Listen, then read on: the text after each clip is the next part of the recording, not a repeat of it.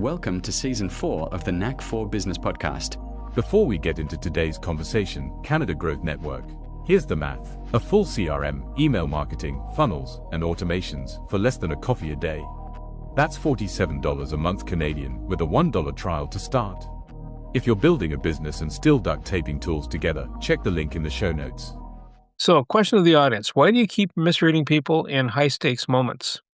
That's the real tension, isn't it? You hire someone who looks perfect on paper, but isn't. You walk out of a negotiation thinking you won, but you didn't. You trust the title instead of understanding the human being behind it.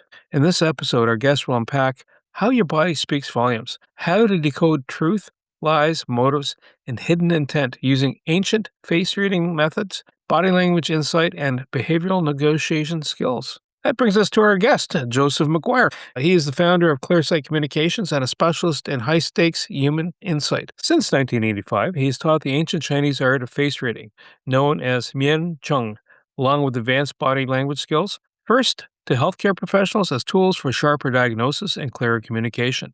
A qualified holistic therapist for over 30 years, Joseph has later expanded into negotiation, interrogation, and elicitation methods to better decode what people really think and feel. Today, he works with leaders and organizations to improve C-level interviewing and behavioral negotiation skills, helping them understand the person behind the title, their true motives, goals, and intent. With global executive failure rates sitting between 50 to 70% in the first 18 months, Joseph focuses on getting it right the first time.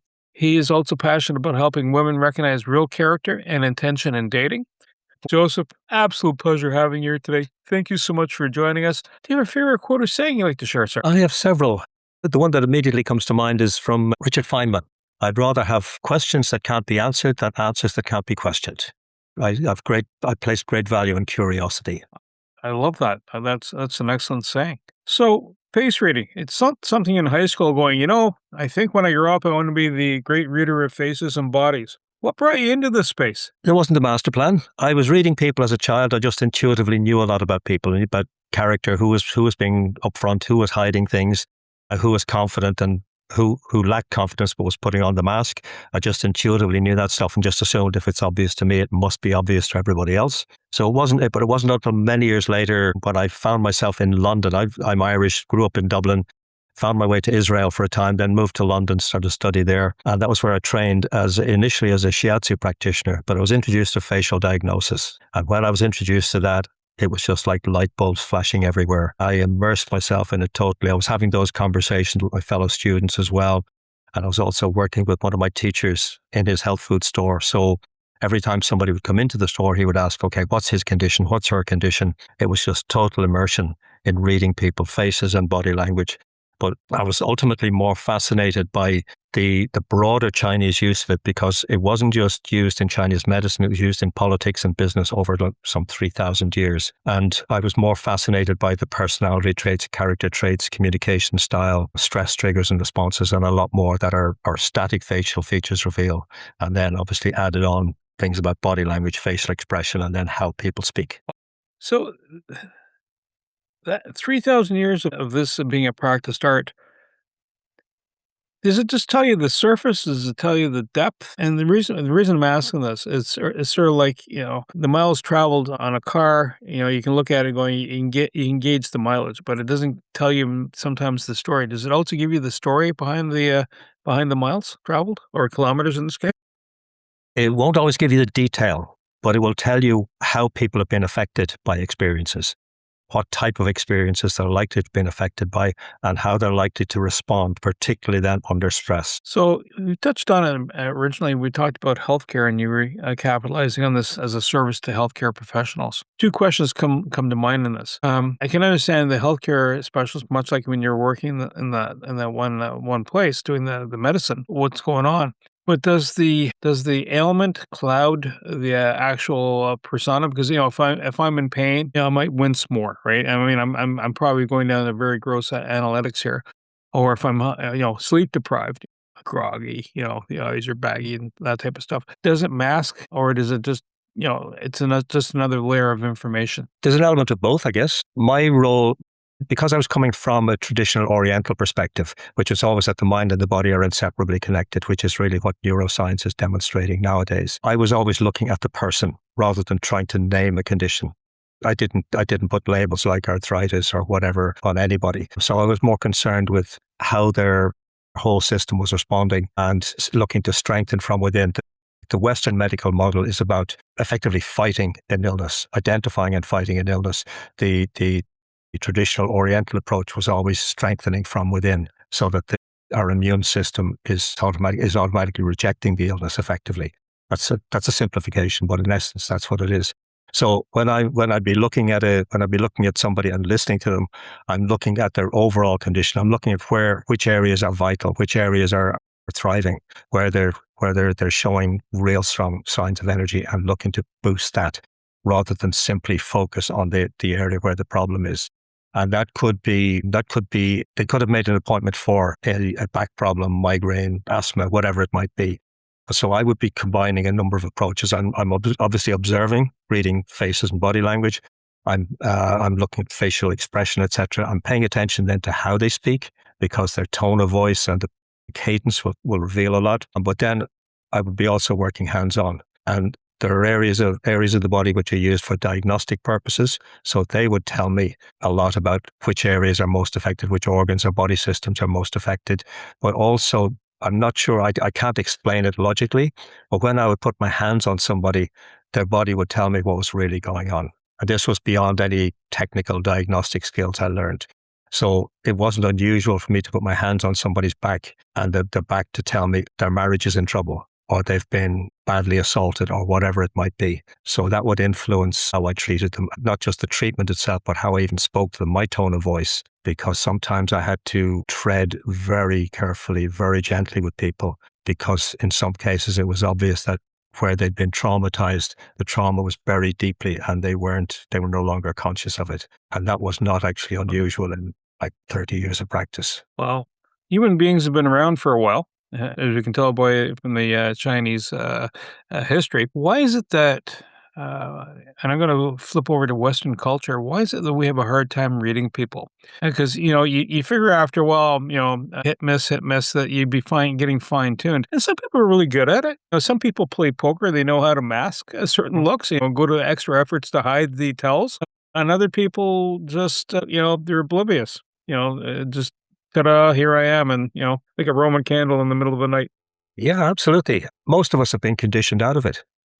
We've been taught to second guess ourselves, and that applies particularly to so many women I've spoken to, where they've met precisely the wrong guy and got involved with the wrong guy. And so often they've known from very early on, and then they've second guessed themselves. They've allowed themselves to be persuaded. Oh no, he really loves me, etc. So many of us have been conditioned to work from what certainly in this country, in Ireland and the UK, we used to refer to as the top 2 inches. And we don't trust our gut. We don't pay attention to or even recognize our gut, where the Oriental approach was probably much more intuitive in that regard. Mm-hmm. And the understanding now, not just in terms of the traditional Oriental understanding, but in many areas like neuroscience, epigenetics, we're recognizing that the body is actually a transmitter and a receiver.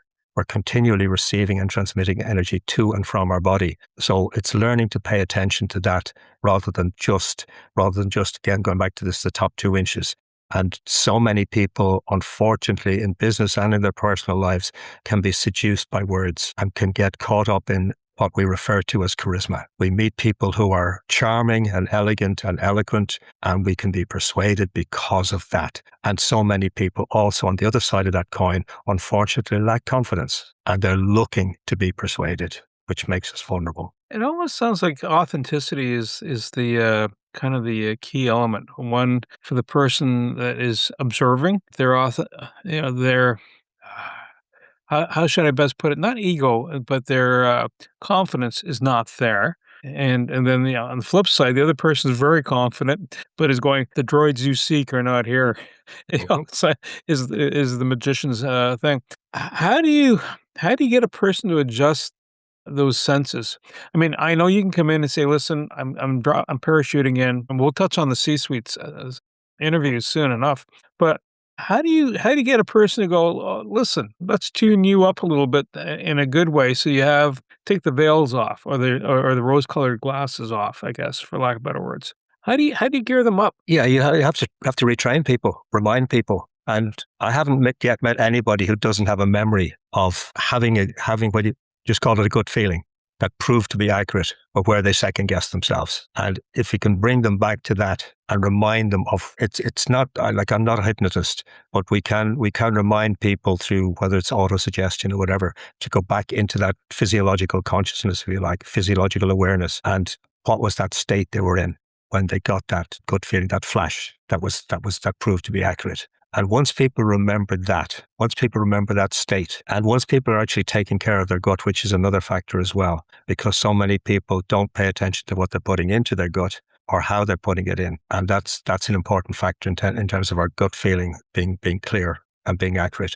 But once people have that memory of, yes, that was it, that was right, that was accurate, it's easy enough to remind them. It's then just a matter of practice, and then practice, practice, practice. So in the C-suite, when you're doing interviews for positions that can change the course of a company, the whole gravity pull, right? When people are showing up for interviews, I'm gonna flip it around. Not so much for the interviewer, but the person showing up for the interview. What should they be? And I mean, assuming you're not trying to, I guess, better words to say, you're not trying to be something you're not. How do you be authentic to the people that are interviewing you and have some success, assuming that the skill set you have matches the work that's coming up? Is there a way to train yourself to be, so you don't go into poker face mode? Yeah, there's so many variations on that one. I rarely work with the candidate. Okay. That's the first thing. I'm more on the other side of the table. But certainly, if you're going to go for an interview, it's at C-suite level.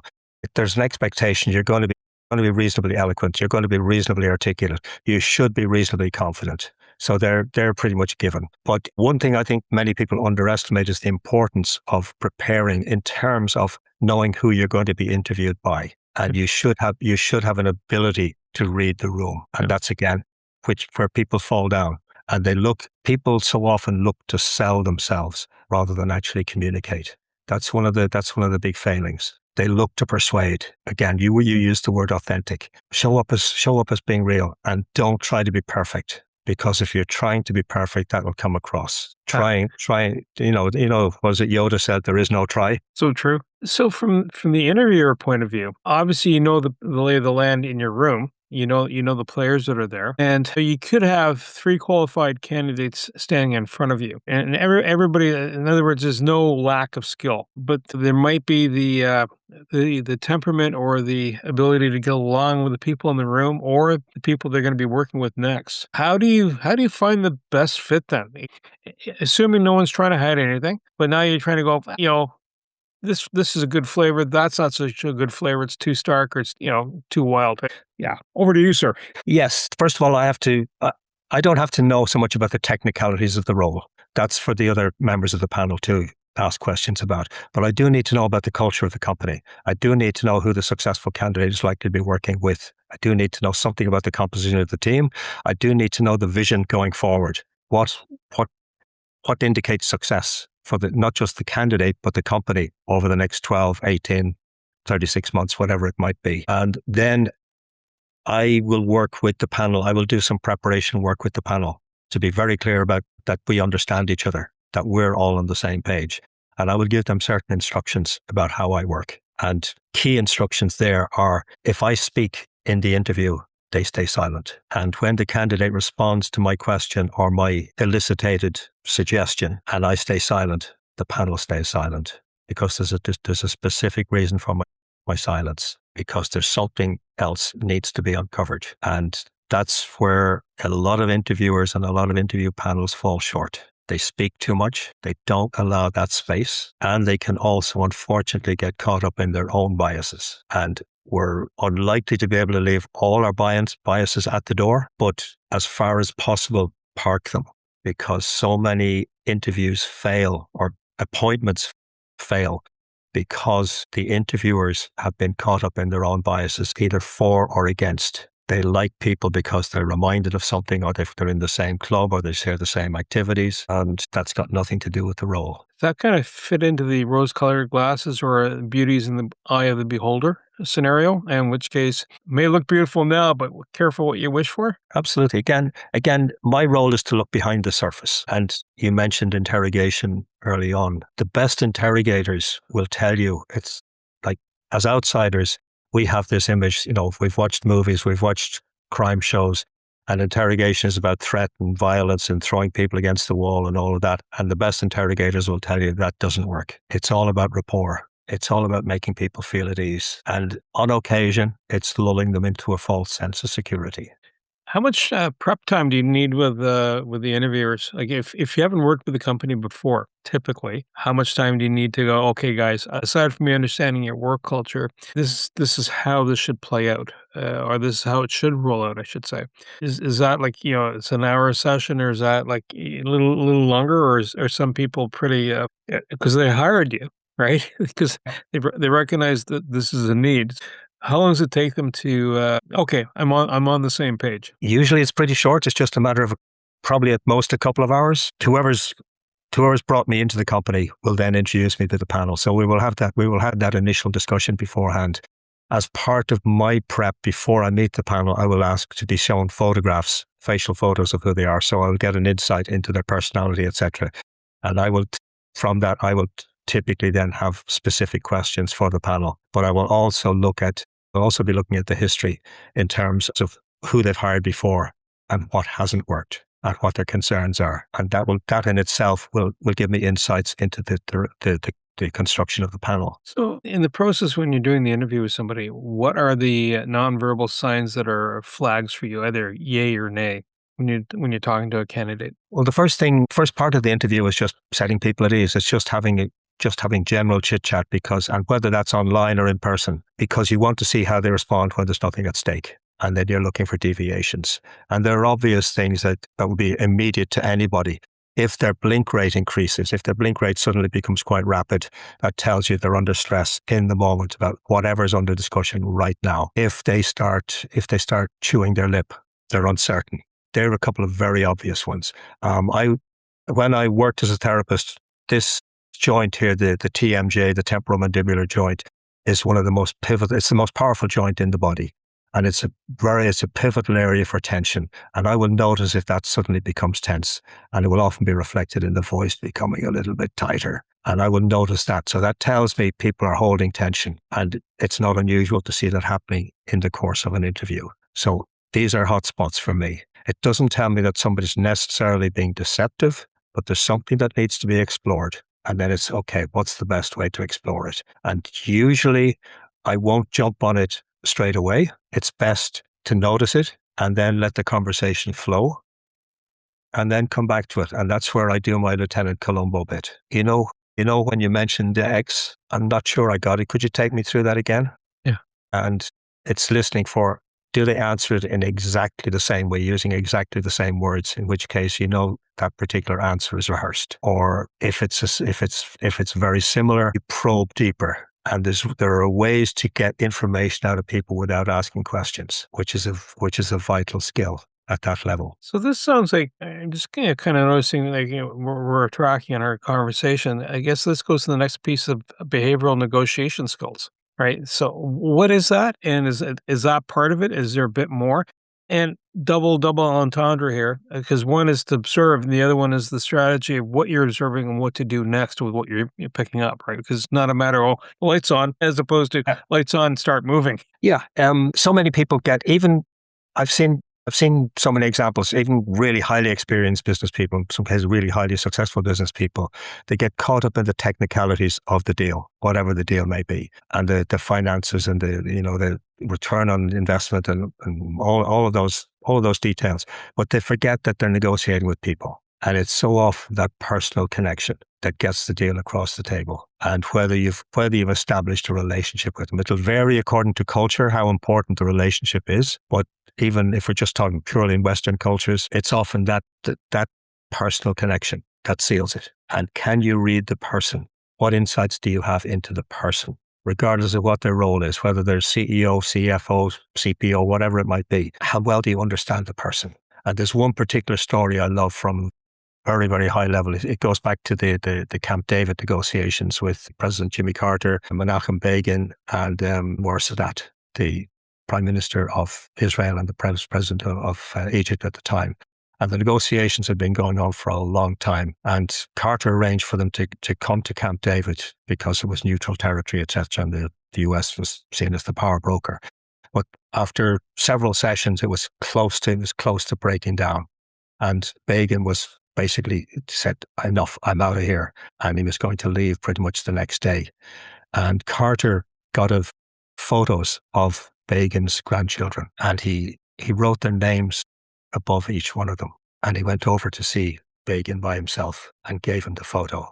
And Begin became really emotional. And he was so moved at Carter seeing the personal dimension in him that it brought him back to the table. It's something you wouldn't have expected, particularly if you knew about Begin's background, because he was a fiery character. He was the leader of one of what the British had named as a terrorist gang before the foundation of the State of Israel. So this was not a man who was given to strong displays of emotion like that.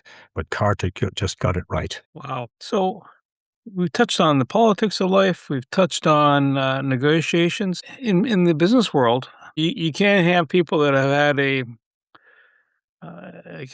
like Begin. You could have had like a really strong background. Oh, usually when you're involving with finances, people that come in, it's not a theology issue. It's a money issue, which is the other theology, I guess, for some people. One thing over all things is my coin. How do you manage when you're dealing with investors or even building partnerships or even joint ventures? Because you might need the business person might need that in the moment, right? This is going to be a win. But how do you know that it's going to be a long-term gain as opposed to that was unfortunate, wrong choice?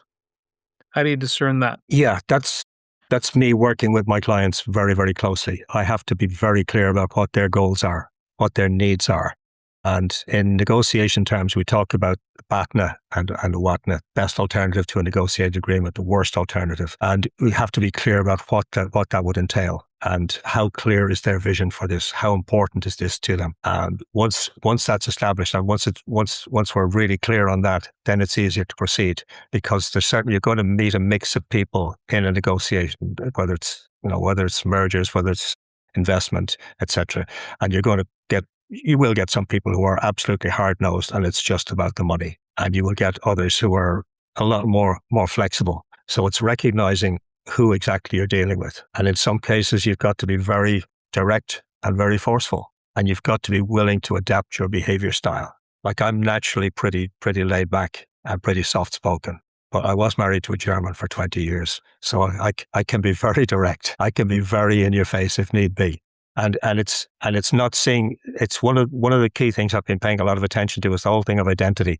If we see ourselves as just this, whatever this may be, we're limiting ourselves. We have to be flexible in our attitudes and our behavior, not our values, but certainly our behavior and how we communicate on occasion. Because sometimes it's appropriate to be very soft-spoken, and sometimes it's appropriate to say, no, this is how it is. This is what's happening. This is the deal. And you've got to be willing to adapt like that. So if urgency is the issue, is it better to hire the negotiator, the hired gun, so to speak, as opposed to long term? I'm thinking, let's say, even when you're dating, right? You're looking to partner with somebody for the rest of your life, or with the hope of the rest of your life. Is that something slow and easy goes better and it gives you time to absorb everything? Or is it, if the matter is urgent, hopefully no one has to marry urgently, because then that's something foul there, right? Unless, of course, everybody's extremely hot inside. What's the best approach? And is it depending on how long-term the impact is and the value? And I'm not talking just dollars, right? You're getting married to somebody, or you're going to work with somebody, even a partner in business. That'll have longer range plans. How do you kind of figure out, okay, like the person, but now How do I manage the depth of the relationship? Yeah, you need to be willing and able to ask questions, and again to elicit information from people. And it's like you mentioned dating, and we can so easily get caught up in rose-colored, the idea of rose-colored glasses, and it's all romantic, and that's lovely. Of course it is. But I tell people a date is an interview, and it may sound terribly clinical, but if you're looking for a serious relationship, you have to be calm, you have to be clear, and you have to know how to read the people, read the signs, and there are ways to do it. I'm not just thinking in terms of reading the face and body language. Like when I'm working with women in that kind of scenario, I will give them questions to ask. I will give them strategies to help uncover who the person really is. I will give them very clear advice so that there are ways to uncover the real character, the real intention, the real motivation of the guy. And you can apply a lot of those tactics or strategies across the board in business as well. Kind of a segue question here. If you're running into a person and they have their process is flawed. In other words, male or female, doesn't matter. They keep making the wrong choice over and over again. Is there a way to kind of reset the whole thing so they don't rinse and repeat continuously? As whether it's a bad mate, a bad business partner, or just bad choices. Is there a way to help reset that, or help them kind of? I'm not trying to say cure, just retrain them, I guess. Yeah, they will typically need to be retrained. And whether I have worked with a number of people in that scenario, but whether I'm the best person will vary depending on the individual and where they're really coming from. Because some people are coming from, it may not be apparent on the surface, but some people are coming from such trauma in their background that it's completely skewed their judgment, and they're wearing not just a mask, but mask upon mask upon mask to cover up their insecurity. So in some cases, I would work alongside, say, it might be a psychologist or somebody of that ilk to provide a more complete. Tempted to use the word rebranding, but in effect, it is. If someone's coming along and a leader is doing an interview or having a chat, even with people that they've hired and they know them, maybe not know them intimately well, because at a certain point in time you can't know everything about every person. You can guess, and the more years you're exposed to someone, you'll get snippets of the reality. The mask, the veil has been dropped in that instance, and you have an epiphany. What are the quick signals leaders should be looking for when they're engaging? They're talking to an employee and going, "I think this person's pulling the wool over my eyes," versus this person's pulling the wool over my eyes, but no harm, no foul. It's just like to your hands in the cookie jar. But Yeah, that'll vary. I've come across so many people in leadership roles who are not leaders, unfortunately. So it's how clear you are as a leader. What are your priorities? What's important here? How significant is this situation? If somebody's pulling the wool over your eyes, or worse, do you need to bring in need to bring in the legal department, or how serious is this? How clear are you about the facts? And like there's a really good friend of mine in Kansas. We're working on a project together. His background is in corporate investigation. So like he's so versed in dealing with that. And again, so much of that comes back to rapport, establishing rapport with the person and getting them to reveal what's really happened and to really open up. And then in some cases they may have been suspected of something, but it may not have actually been them, or it may have been a genuine mistake. And you have to be very clear about that. And in some cases, then some people, they just put their hands up and it's just been completely out of character. And it's maybe not that serious. So you may decide to give them a second chance. But in some cases, we just can't take this any further. You've got to leave. So it depends on the circumstances. But if you're the leader, you've got to be very, very clear about what your priorities are, what's important, and then what are next steps. You ever find that, and I get like when you a one-to-one communication, interviewing somebody, it's there you go.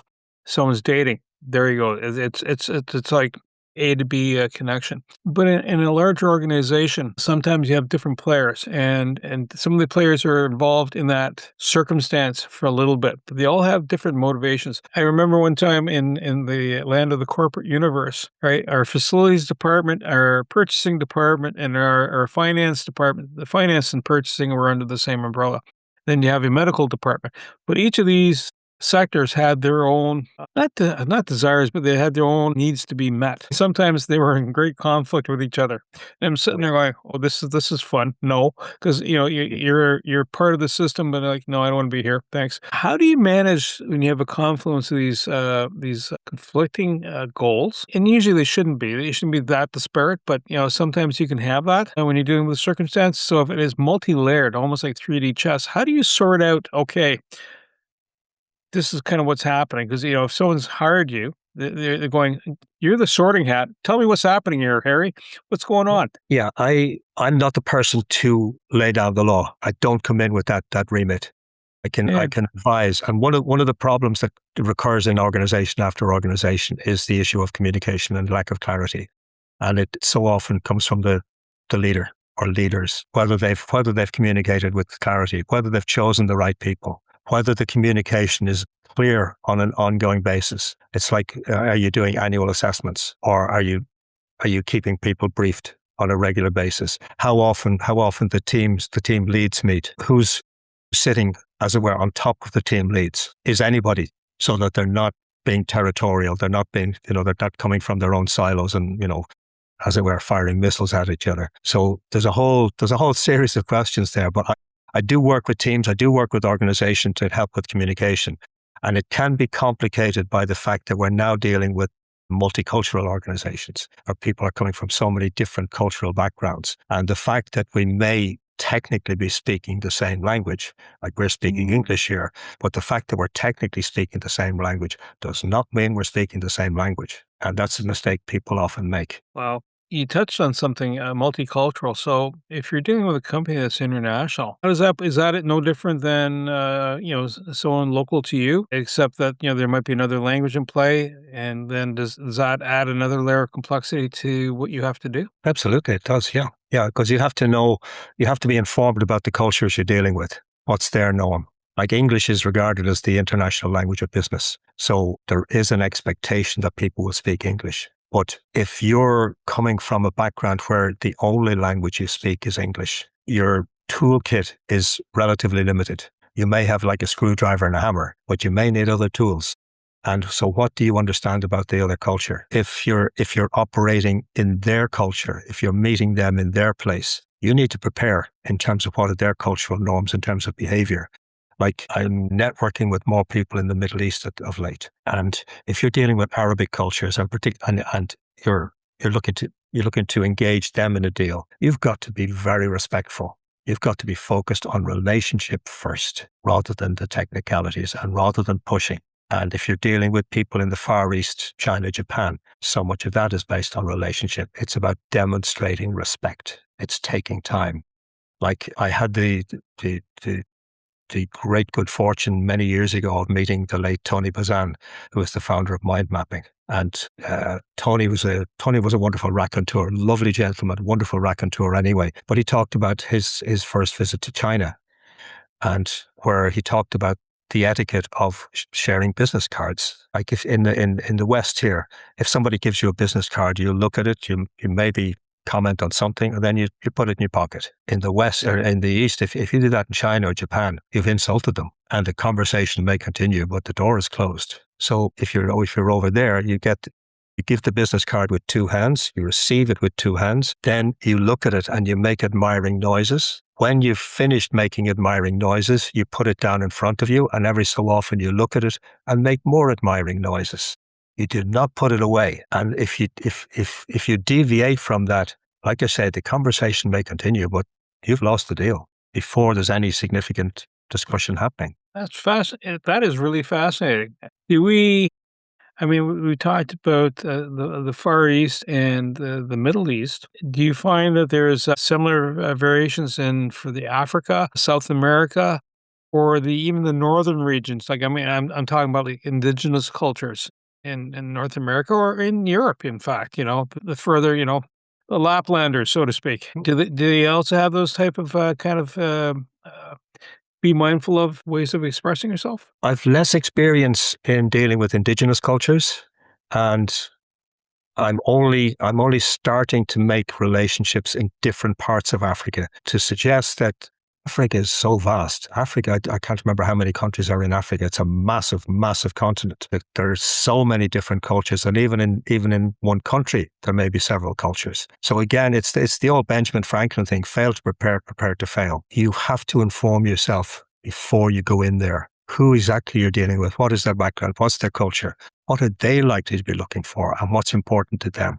Otherwise, you're setting yourself up for failure, and at the very least, you're making much harder work of it. There was a lady was involved in a project, and it was First Nations folks here in the province of Ontario, and we were going to approach them, and she said, "This is the etiquette. And it's always first meet with the elders. Maybe even leave something, a token behind, of appreciation for their time, and don't expect an immediate result." And it could vary because this person knew enough culturally for the different locations. Quick question. What's the biggest tell people think they can hide? One of them is a smile. A friend of mine in Ireland, he's Ireland's leading headshot photographer. He often talks about the bridesmaid smile.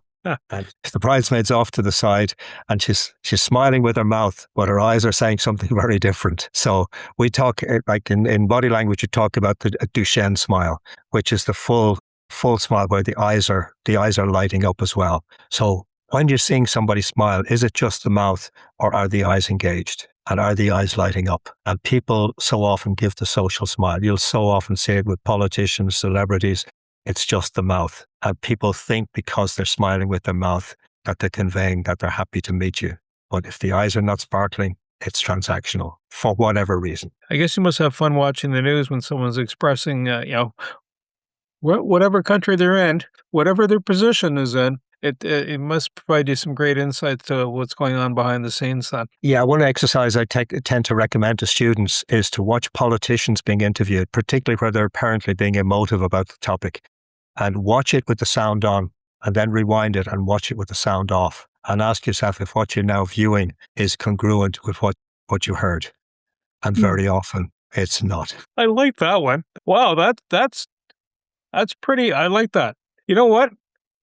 Joseph, thank you so much. We're nearing at the end of our time here, and there's so many different rabbit holes. So I apologize if we kind of took us off a little segues here, because that's interesting, and it's like my internal chipmunk or squirrel is going, get that one. If someone wants to reach you, how do they get hold of you, and what areas do you serve? And I'm gathering Middle East and the Far East and North America. So I guess you're global. Would that be fair enough to say? Yeah, absolutely. I'm global. I'm happy to work with people from anywhere, and I love learning. I love learning languages. I speak German, I speak a little bit of French, I'm learning Italian. I love learning languages, meeting people from different cultures. In fact, most of my friends are now non-Irish anyway. So I love to engage, and I'm always happy to learn more and to embrace new learning, because I'm endlessly curious. So I'm definitely global, and the best way to contact me is on LinkedIn. It's where I'm most active. Oh, that's perfect. So Joseph McGuire, thank you so much. And you, the Knack for Business listeners, thank you too. So, as you can tell, Joseph has quite the background, and he's been in the holistic medicine side of it. He's been in the interviewing side of it, and he's got a wide expanse of knowledge. And if you're looking to hire people, if you're looking to work with people, maybe you need need a little bit more training on doing what so you can get a better understanding for engagement, or you're about to do a massive step. You're going to do a merger, or get funding from somebody. Joseph is the man to reach out to. Everything you heard today is for educational purposes only. It's not professional advice. Before you act on anything, talk to a certified expert in your area. Your accountant, your lawyer, someone who knows your situation. We share perspectives. You make the decisions. Want more? Head over to blog.knack4business.com, packed with practical episodes on AI, marketing, leadership, and growth. No fluff, just the good stuff. Subscribe while you're there. Until next time, keep building.